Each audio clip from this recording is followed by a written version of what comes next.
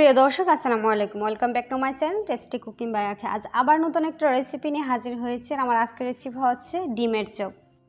Ramzan special এই ডিম আলুর চপটা অবশ্যই একবার হলে বাসায় ট্রাই করে দেখবেন, অনেক বেশি মজার হয়। চলুন তাহলে দেখি এই ডিম আলুর চপটা কিভাবে এবং খুবই অল্প সময়ে করা হয় বা রান্না করা যায়।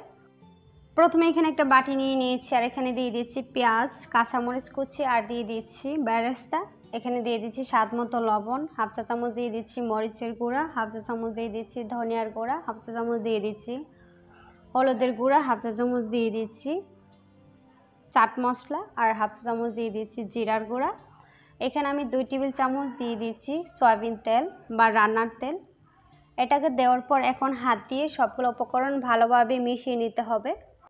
এগুলোকে একটু টাইম নিয়ে এভাবে হাত দিয়ে কষলে ভালোভাবে মিশিয়ে নিতে হবে। একটু সফট যখন হয়ে যাবে তখন আমরা এখানে দিয়ে দিব আলু।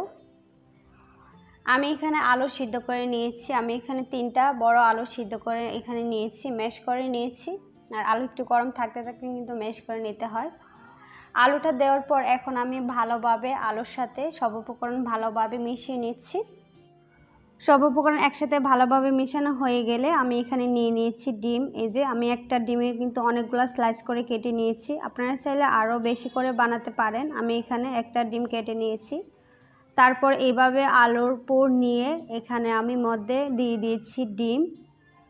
এভাবে ডিমটা দেওয়ার পর আমি আবারও উপর দিয়ে আলু দিয়ে তারপর আমি ডিমটাকে বা ডিম আলুর চপটাকে ভালোভাবে বানিয়ে নিয়েছি।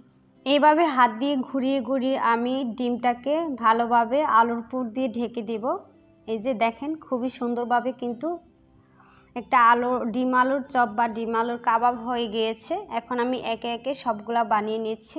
দেখেন সেম টু সেমভাবে কিন্তু আমি সবগুলা এখানে বানিয়ে নিয়েছি। লাস্ট একটা ছোট হয়েছে।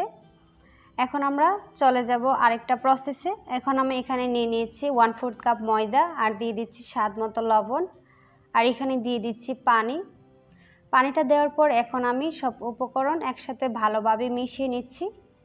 মিশিয়ে নেওয়া হয়ে গেলে তারপর আমি এখানে নিয়ে নিচ্ছি ব্রেড ক্রাম্বস।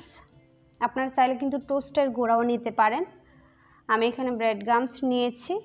এখন আমি ময়দার মধ্যে বা ময়দার গুঁড়োর মধ্যে ডুবিয়ে তারপর ব্রেড ক্রাম্বস দিয়ে কোট করে নিচ্ছি।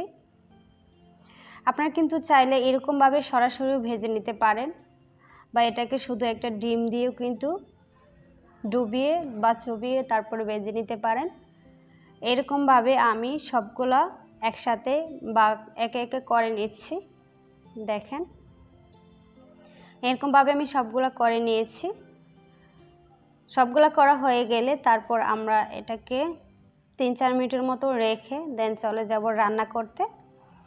রান্না করার জন্য এখানে চুলায় একটা প্যান বসিয়ে দিয়েছি, আর এখানে দিয়ে দিচ্ছি তেলটা যখন কিছুটা গরম হয়ে আসবে তখন আমরা এখানে দিয়ে দিব ডিম আলুর চপটাকে দেওয়ার পর আমি 2 থেকে 3 মিনিটের মতো রান্না করব। আর এটাকে বেশি রান্না করতে হয় না, 2-3 মিনিটের মতো রান্না করলে দেখবেন হয়ে যাবে, কারণ সব উপকরণ তো সিদ্ধ করাই থাকে। আর আমার এই রেসিপিটা এখান পর্যন্তই। আমি উঠিয়ে আসলে সার্ভ করে দেখাতে পারি না, কারণ আমার ভিডিওটা কেটে গিয়েছে বা স্কিপ হয়ে গিয়েছে।